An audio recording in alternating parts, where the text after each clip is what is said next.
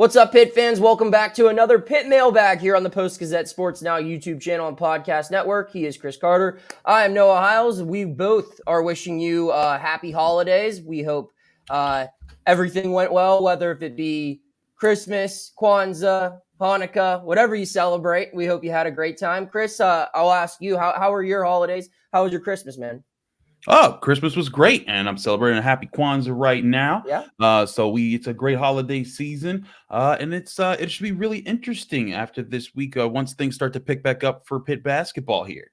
Yeah, absolutely. We got a lot to talk about as far as the current state of athletics, but we're going to table that just because, it's the end of the year. So to mix it up, rather than answering some questions, we're just going to do a year in review. I think we've done this before. We tend to do this, in the regular seasons for football or basketball when we're at the midpoint or at the end of the regular season. But we're just going to do it for all of 2023. So that's the show. It's our 2023 awards brought to you by Mike's Beer Bar here, as it is always the show's sponsor. Mike's Beer Bar here. Let me pull up the ad. I had it pulled up. That's a tough look on my end. I apologize. Chris, kill time. Mike's Beer Bar, the best bar in all of Pittsburgh, where you can find one of 500 different available beers, 300 of those beers being local, 80 of those beers being available on tap at any point in time. And trust me, you'll never run out of options because neither of us ever do, and we're always there. There's also over 20 televisions you could book. Whatever, you can even reserve a television and a table for you and your friends to watch. Maybe you want to watch a great bowl game coming up. Maybe you want to watch an away Steelers game, the Penguins, Premier League action, whatever it is. Mike's will find it at Mike's Beer Bar, the best bar in all of Pittsburgh. When you get there, tell them Chris and Noah sent you. Also, Noah, we're going to be there this week for a special Pitt meetup, aren't we? We are. And first off, I got to say, I think I accidentally deleted it in my notes because I can't find it, but you just nailed that ad read verbatim. So it just goes to show how often we talk about Mike's Beer Bar, and we talk about it because it's a great sponsor. And yes, we will be there Thursday, just a meet up with Pitt fans. If you want to come talk ball with us, want to watch some Thursday night football, really good game this Thursday. Jets, Browns. I think the Browns could clinch a playoff spot. Have they not clinched already with the win? I don't really care either way. We're talking about Pitt, not the NFL on this show. But we'll be there Thursday at 7 p.m. if you guys want to swing by and say hello, talk some Pitt athletics with Carter and myself. Should be a good time. It will be yet another trip down to the North Shore to Mike's this December. We've both been there quite frequently, and that's not us complaining because we love going there. So, Carter, looking at 2023, we have, let me count here, 1, 2, 3, 4, 5, 6, 7, 8 different categories that we're going to talk about, reflecting in the previous year of Pitt athletics. And we'll just start off with an easy one. I don't know if it's an easy one, but it's an easy category to start with, I would say. Biggest win. So in 2023, there were a lot of wins. You could point to regular season success. You could point toward postseason success, individuals, team-wise. I'll let you pick. What was your biggest win for Pitt athletics in 2023? Oh, I'm so torn with this, Noah, because I have two really good ones, and the other one could be really picked here. I'm going to go with Pitt volleyball with the reverse sweep against Louisville in the Elite Eight. Just too good of a moment. And listen, I know it's not football or basketball, but that was truly special. Abby Schnabel did a great job covering that for us here at the Post-Gazette. And that was a team that you looked at it. They had pulled off a reverse sweep against the Cardinals just a few weeks earlier. And, it was looking like there's no way they could do it again, right? But then they did it again, and they got back to the Final Four. A huge win for them. And against an ultimate rival in Louisville who knocked them out of the tournament the year before in the Final Four, getting back to a third straight Final Four, I'll give that as the biggest win of 2023 for the University of Pittsburgh. What say you?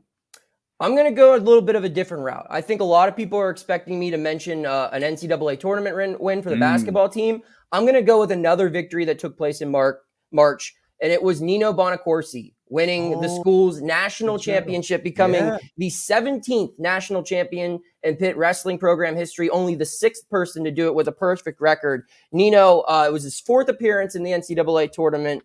He went undefeated, 21-0, winning the national championship at 197 pounds. He was down 3-0 in this match against South Dakota State's Tanner Sloan. And then he had a pair of single leg takedowns to take the lead 4-3, and he got an extra point in riding time. won 4-3. I know other people, and trust me, we're going to be talking plenty about Pitt basketball's March Madness run in this throughout the whole year reflection, and volleyball. And there were other wins as well. You could point to soccer, other sports. But I think the biggest win, if you're talking about it, it's the guy who won the national championship. So I'm going with Nino Bonacorsi winning the national title for Pitt in March of 2023. We'll move on now to worst loss. Carter, like wins, there's some good ones to pick from here. Man. We could really focus on one team specifically. Do you want me to start here, or would you like to go first? You start ahead with this one, because whichever one you pick, I got like 3 or 4 others that I can pick. There were more, I don't know. Like you go by what defines the worst loss, right? Is it how you lost? Is it the margin of defeat? Is it the opponent? Is it the location? Is it what happened after the game? I don't know. But when you take into all of those factors, I think it's the Notre Dame loss for football. 58-7. You go into South Bend. Your defense played a heck of a first half, forcing turnovers on down, but the offense couldn't do anything. And then in the third quarter, it just all falls apart. The biggest loss in the Narduzzi era, 51 points. And then, of course, there was the chaos that took place after the game as well. Yeah. So I just think that one was that one. I mean, again, I'm sure you have at least 2 to 3 others to pick from the football season this year. But that one just seemed like, man, this is bad. So look, that's the worst beatdown Pitt has received. Like that. That's absolutely. I contend this. I think a worse loss could be said to be the Backyard Brawl. Yeah, because you went into West Virginia, and a 21-27 loss against Cincinnati would have been forgivable if you had won that game and then won your other winnable games on the schedule that year. If they had beaten, like if they beat West Virginia, Virginia Tech, Wake Forest, Syracuse, and Duke, you feel much better about the season. Yeah. But that West Virginia loss, right, that's a lot of games to say, but that West Virginia loss, I think, started a pitfall for Pitt that just they never recovered from. That was the worst Phil Dracovic looked. I think during that stretch, only 6 points for the offense. They looked completely inept, and against the West Virginia team that they really should have beaten. And that's where I think that it was the embarrassment of the loss to your rival, and I think that was the first sign that everyone was like, oh wait, this might actually not be a good team this year. That's what I have 2 thoughts on the WVU thing. One, I think that loss doesn't look as bad now because West Virginia ended up winning 8 games. They did. They're playing in a decent bowl game. So that's, one of their better losses, actually, when you consider it was a rival on the road and you compare them to Wake Forest. But also their on backup paper, yes, they lost to a backup quarterback, and they had no business losing that game. The defense was lights out. I don't think they allowed over 250 yards of total offense. And you just remember the first drive of that game, it looked like Pitt was going to blow this team out of the water. They ran the ball right down their throat, but it didn't plan out that way. I put those 2 as my 2 worst losses, though, just because another factor that I didn't bring up about Notre Dame, and the same could be said for West Virginia, you had a lot of Pitt fans that paid money to make the trip out there, to tailgate, to get hotels, to buy tickets. And it was a tough ride home for Panther Nation in both those occasions. Honorable mention loss as well. I'll throw in Syracuse. I think that's probably the third loss. Just, another destination trip for Pitt fans, another team, another rival. I would say the 3 biggest rivalry games on the schedule. Well, actually 4 if you throw Cincinnati in there. Pitt lost all of them in tough fashion, and the tight end running for 100-something yards and throwing. Yikes. Anyway, so those were the worst losses. And that will probably be the conclusion of talking about Pitt football in this year in review. We'll move on now to the best game. Carter, I'll let you start off. Best game. Best game, as far as I've covered, as far as excitement, down to the wire, craziness, I think you got to go with Pitt, Mississippi State in the Dayton. And again, best win is still, in my opinion, the Louisville game for volleyball and what they did. But I mean, that game was back and forth. It was physical. It was a prove it moment for this program to say you're not just squeaking into a play-in game. You're proving you're an NCAA tournament team, and you win that game. And you beat Iowa State, and you prove that you belong in the tournament.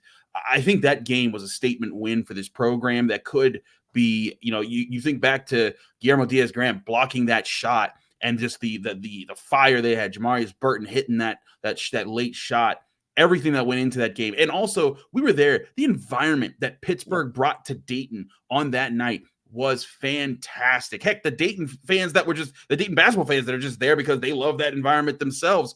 It was remarkable. And so if I'm picking a best game as far as things that I have enjoyed personally is just being part of a crazy environment, and this year I'm picking that one with that crazy last minute tournament win for the Panthers. Yeah, just to add to yours, I always think of like the best games have more than one defining moment, and there were so many moments that I'll remember from covering that game. The Blake Hinson logo 3 to kind of give Pitt a little bit of a cushion.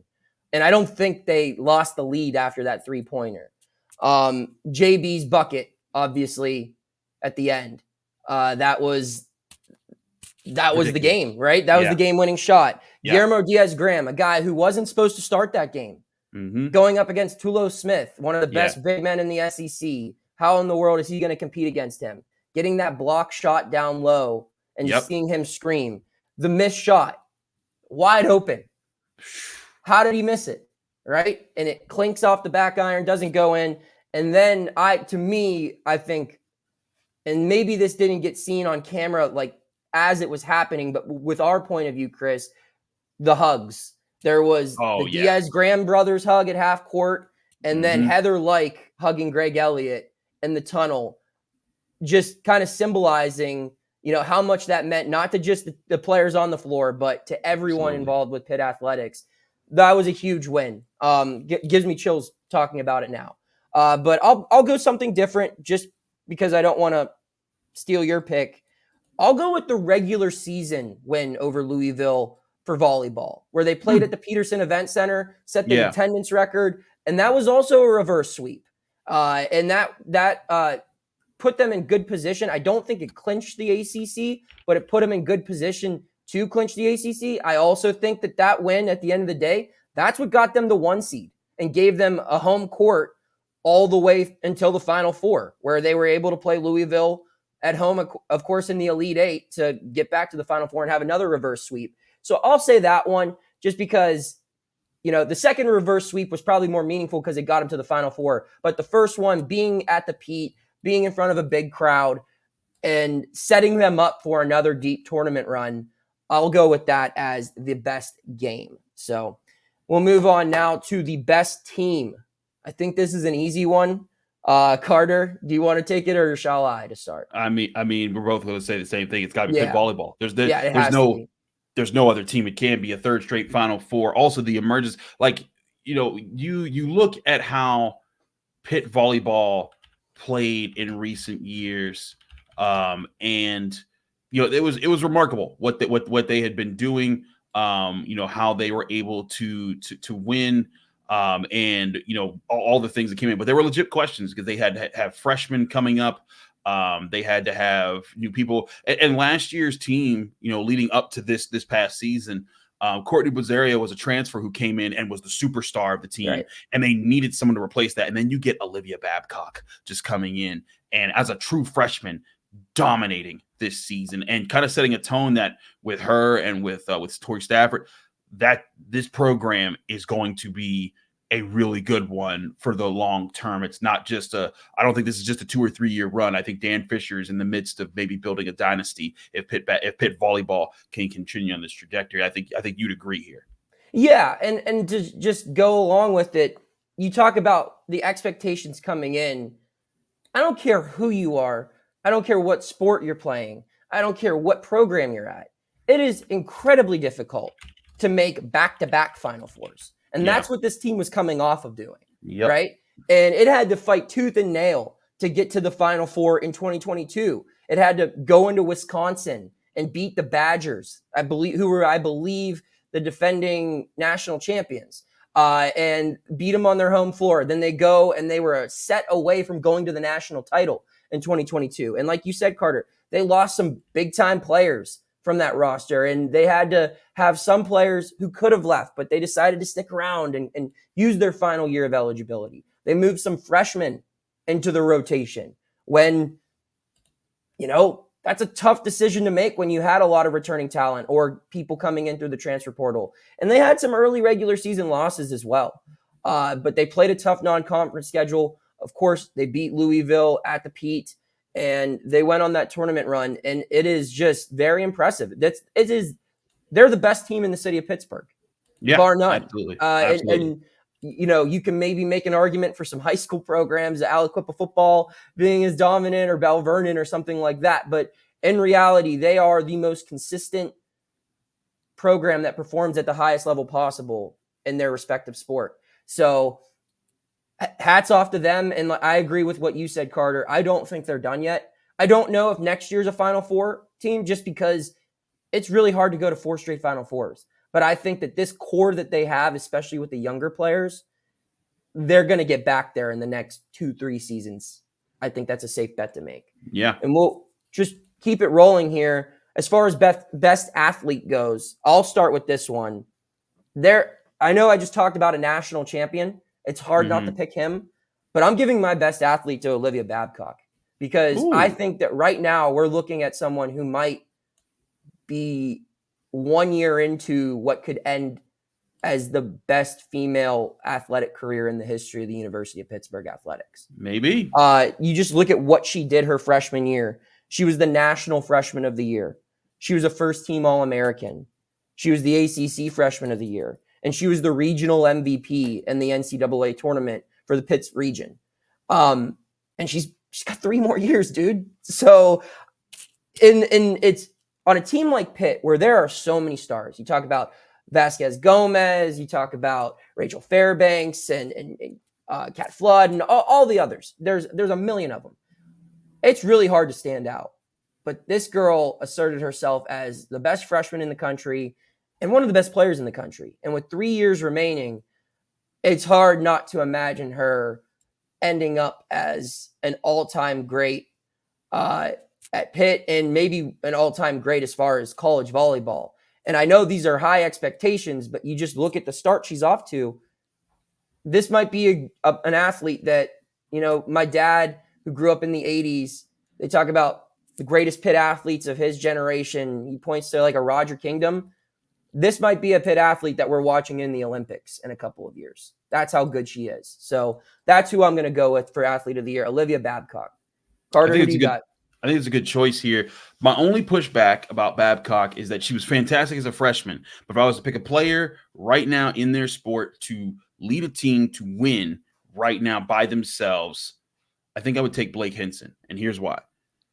Olivia Babcock is fantastic, and you're absolutely right. She could go on to be the best Pitt volleyball player ever, best women's player in Pitt history.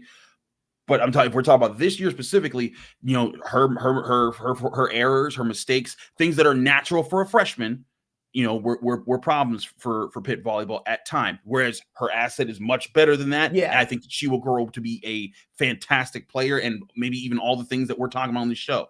But as far as right now, I would take Blake Hinson simply because that dude was a big reason why that team was able to win tournament games last year. And he was part of the team last year. He was maybe their best weapon of the team last year that had a lot of veterans on it.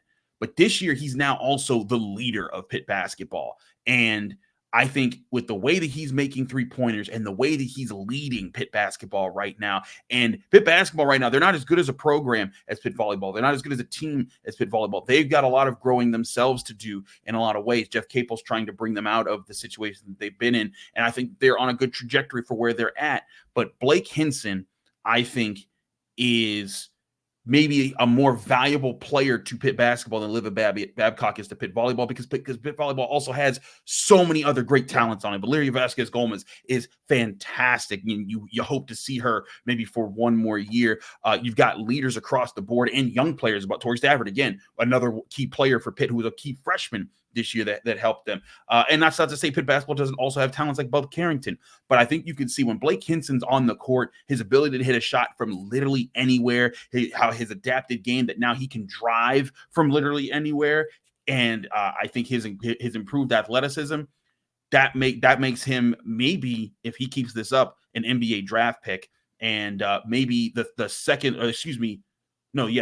year in a row that Pitt might have a first team All ACC player, and that would be also the third time in 4 years that Pitt has had a first team All ACC player on its roster. So I'll go with Blake Hinson, but I totally understand and respect Olivia Babcock.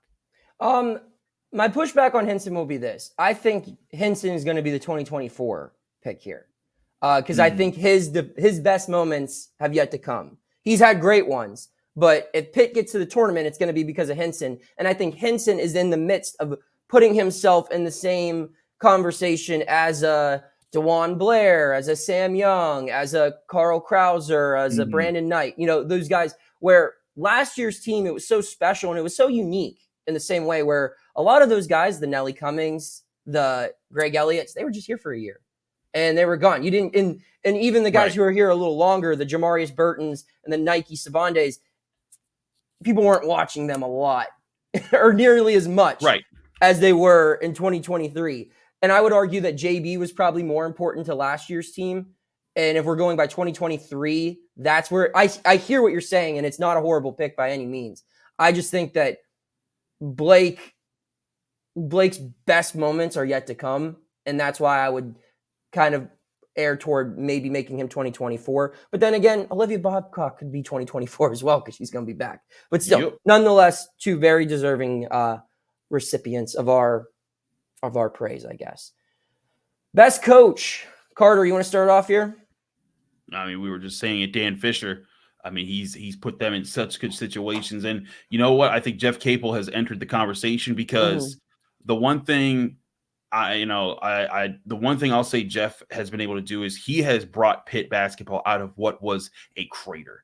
Like, people don't understand, like, people who were calling for Jeff's head and like, y'all didn't understand how bad things were with the Kevin Stallings situation. Even if you thought you did, there were so many things that we have learned about things, the way things work, the way things practice, the way facilities were, that Jeff Capel has had to literally reshape while also trying to recruit and beat out other teams with a program that people wanted nothing to do with for years. And now they've gotten to this point. So Jeff Capel deserves credit for that. But if we're talking about best right now, Dan Fisher, undisputed best coach in all of Pittsburgh with what he's done with Pitt volleyball. He makes them a consistent contender, and I really think that he's done a fantastic job. And he gets these women to play for each other. I tell this story a lot, but Valeria Vasquez Gomez came in and she was Olivia Babcock for a year. Like, she wasn't as good as Olivia Babcock was a freshman, but she was the superstar freshman. And everyone was like, oh, she's going to be a problem. And then her second year, she wasn't the best player, one of the best players on the floor. And so she wasn't a starter. And Dan Fisher, I talked to Dan Fisher and he was like, she could have left with the transfer portal and NIL money. There were teams out there that could have paid her really well and she could have gone somewhere and become the starter, but she refused. She wanted to get better. She wanted to prove to her teammates that she was part of the plan here, and she did. And now she's one of our stars again. And that was last year. This year, she was even more of one of the stars. So I think Dan Fisher, for what he does to get those women ready, but also for how I think he has those women motivated to win games, to fight through adversity. And again, 2 reverse sweeps, going down 2-0 to Louisville, one of the best volleyball programs in the country, and winning both those games. That shows focus, that shows character, that shows commitment from that team. And when you see those things, you point right to the coach and say, hey, they deserve credit. Fisher is the best coach in the city of Pittsburgh. But if we're talking about the year of 2023, I'm going to go with Randy Waldrum, the girls' soccer head coach. And here's why. A lot of the arguments that you just made for Jeff Capel are more than applicable to Randy. You talk about how Jeff inherited a horrible program from Stallings. Randy inherited nothing.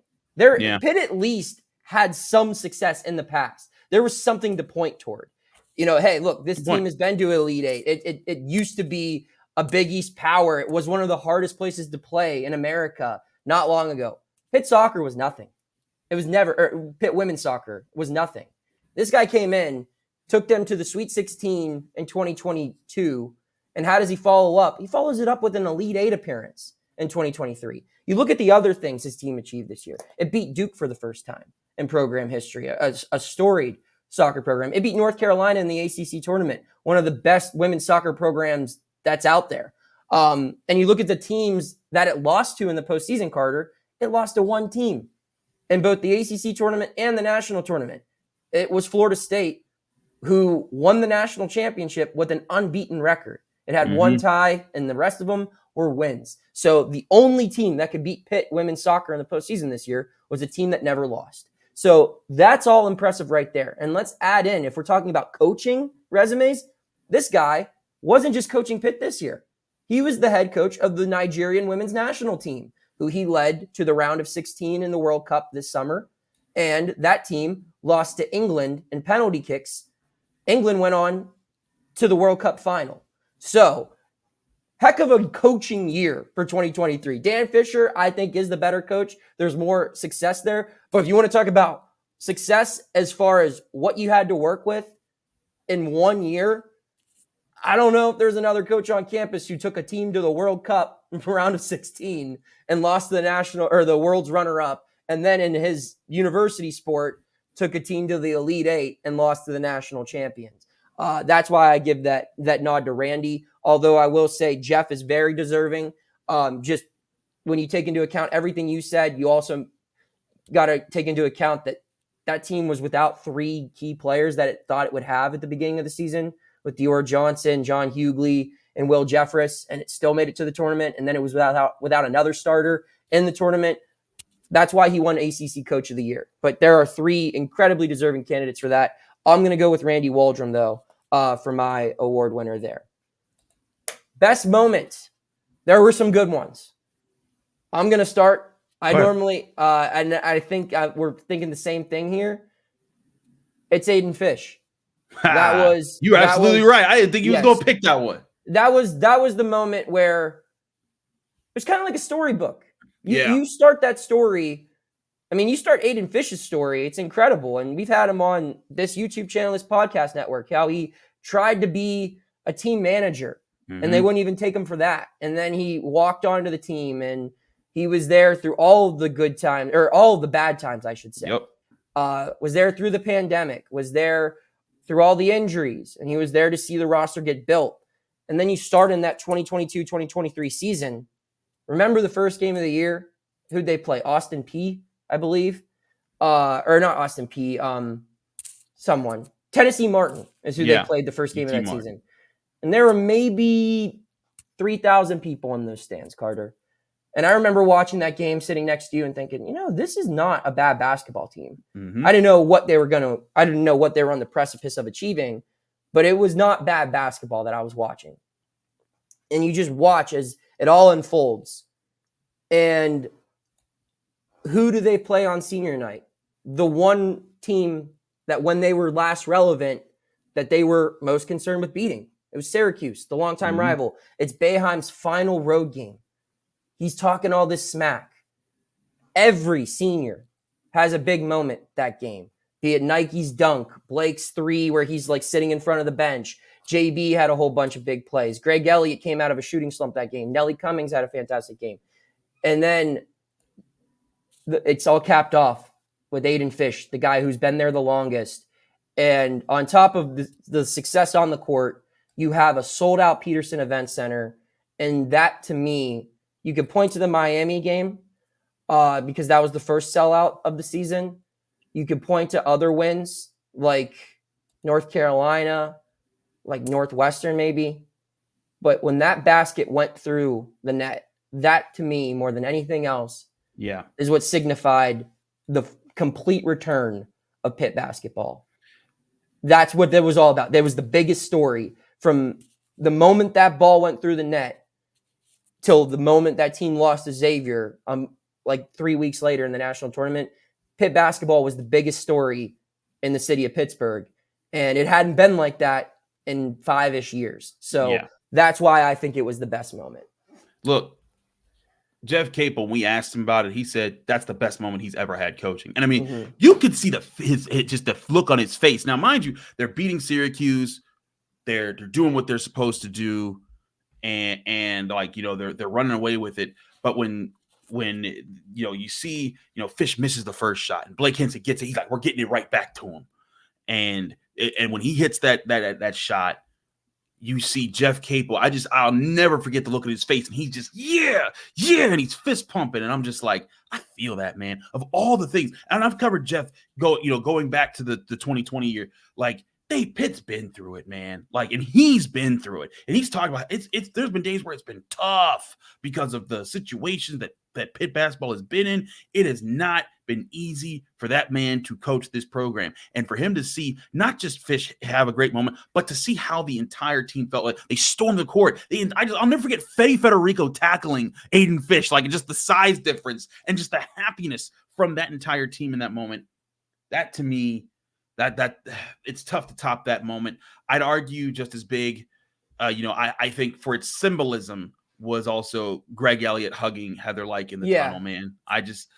That Pitt basketball team last year, there was something special in it, and it wasn't special in it that they were, you know, one of the best teams in the country, because they weren't in the top 30 teams in the country that year.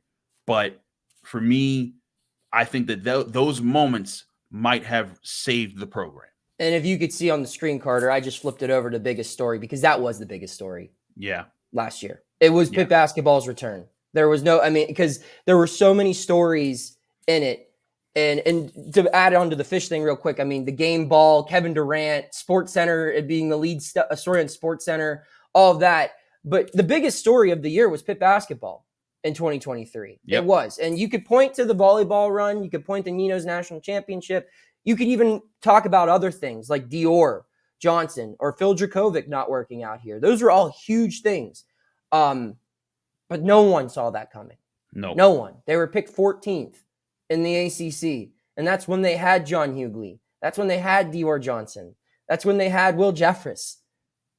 And they still found a way. And it was dramatic from start to finish, man. The way they started the year 1-3, and you just thought, man, is Capel going to get fired before the new year? Yeah. And then they go to Northwestern, and that's when it all kind of got going for them.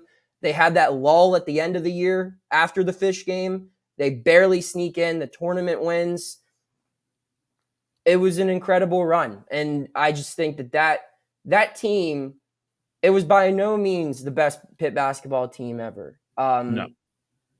But it's the most meaningful, I think, in a long time, because this city hasn't had a basketball team to kind of rally around in a while. I mean, there's been teams from the WPIAL to win a state championship and everything, but as far as college goes, Pitt basketball was this city's team for a long time. And that return to relevancy meant a lot to a lot of people. Would you agree, or was there a bigger story in your opinion? No, I feel like we'd both be fibbing if we didn't make it, because again, biggest story isn't just about best or anything. It's about importance, and no shame to volleyball or wrestling or anything else or soccer, but football and basketball are the top two sports in this country. And and when you have a college basketball team that used to be the pride of this town, like when it used to be, you could not find a cheap Pitt basketball ticket back in the day. And I think that's a very much part of what used to be, and what people are just shocked that it hasn't been for quite some time. And for that program's revival. And then, because part of what makes it the biggest story was all of the great stories that were part of it. Jamarius Burton being a leader through all the things. Nellie Cummings coming back to Western Pennsylvania and say, hey, we're gonna do this. And then, when Greg Elliott was off, when it was going to be benched, and Nike Sabande said, nah, man, don't put him back out there. He's going to do it. And Greg Elliott goes off, and you just see the camaraderie of this team and how they believe in each other. And then, Milan Brown, a big coach for that team, suffered. We find, us reporting and being the team that broke the story on him having cardiac arrest last year. Nobody knows that. Jamarius Burton visiting him in the hospital, and that being like the moment that he's like, wait a minute, I need to get back on this. And then like a few weeks after his cardiac arrest, he's back in the practice facility being like, hey, coach, what if we do this? And Jeff Capel's like, what are you doing here? And like all of those amazing moments led to the moments on the court that everyone saw that might have revived this program. And if Pitt basketball, if this year they build off of that, and they don't have to even be a Sweet 16 team, but if they go back to the tournament and win at least one game this next year, I think everyone's going to look at this program a lot differently than it has. That you won't be able to say that last year was a fluke. You'll be able to say, hey, Jeff Capel's building something, and there will be a direction for Pitt basketball. And I think that would be the biggest story of the year, hands down. Yeah, and to conclude it, I mean, every good story needs a ton of characters, I think, and every person on that team played a part in that story. Like everyone has a part of the storyline, be it someone got injured, someone left the team, someone like Aiden Fish, who just made a couple of baskets the whole year. Yep. Or someone like the Diaz-Graham twins, who were not even expected to play, but became this like viral sensation during March Madness. Just all of it. It was a very special run. So we're going to wrap it up with one thing, Carter. I need a bold prediction from you in 2024. Last year, I believe your bold prediction for 2023 was that Pitt basketball would make the NCAA tournament. So what are you saying this year? Pitt football to the college football playoff? People call me crazy. They said Chris Carter's just out of his mind. And I said, they're making the tournament. I was trying to exclude you. But yes, you, sir. You called me crazy. Yeah, I did. So what's your bold prediction for 2024? My bold prediction, I think Pitt football is an ACC. It makes it back to the ACC championship game. They're not going to win it. I think that they take steps forward and they become relevant there. And they get they get back to the game. They don't win the game, but it's a rebounding year for Pat Narduzzi and his football program. I mean, that would be a pretty big rebound. That's a buy. You asked for bold. I wasn't. That's I can very say, bold. Pitt basketball makes it back to the tournament. No, man, I'm going bold. 50-sized font, all caps. Yeah, so was Pitt basketball making the tournament last year, baby. We here. Yeah, that's a bold one. Well, I don't know if I can top that as far as boldness goes. Yeah. I will say, man, all of mine sound lame now. I'll just say Pitt. I'll say Pitt starting quarterback. The quarterback that starts the most games for Pitt next season isn't currently on the roster. Okay, that's bold. That's a bold prediction. Because that would mean something has to happen. And I don't know when it will or whatever, but that would be my bold prediction, is that next season, the guy who starts the most games under center isn't currently on Pitt's roster. So, Chris, any final words as we wrap up 2023? Just a reminder, head down to Mike's Beer Bar this Thursday, 7 p.m. We will be there. We've been saying we were going to do it. We finally are going to have time now that, the holidays aren't over, but we're at least through Christmas. So Thursday, 7 p.m., Mike's Beer Bar. We talk about how great of a bar is. If you've never experienced it, get down. If you have experienced it, get down there, because we're going to be there. We're going to show you why it's such a good time. We hope to see you there and get to talk about some Pitt sports and all things sports, really. Absolutely. Happy holidays to everyone. Thank you to everyone who tuned in throughout all of 2023. Thank you to everyone who clicked on the stories we wrote, that picked up the newspaper and read the print edition. Everyone who followed along with Pitt and followed along with our work, we genuinely appreciate it. We hope to see you at Mike's on Thursday, and we hope you keep tuning in 2024 to the Post-Gazette, Sports Now YouTube channel, and podcast network. Take care. Thank you for checking out this content from Post-Gazette Sports. If you watch this video on YouTube, please like the video and subscribe to our channel. For all of the sports coverage the Post-Gazette has to offer, visit post-gazette.com.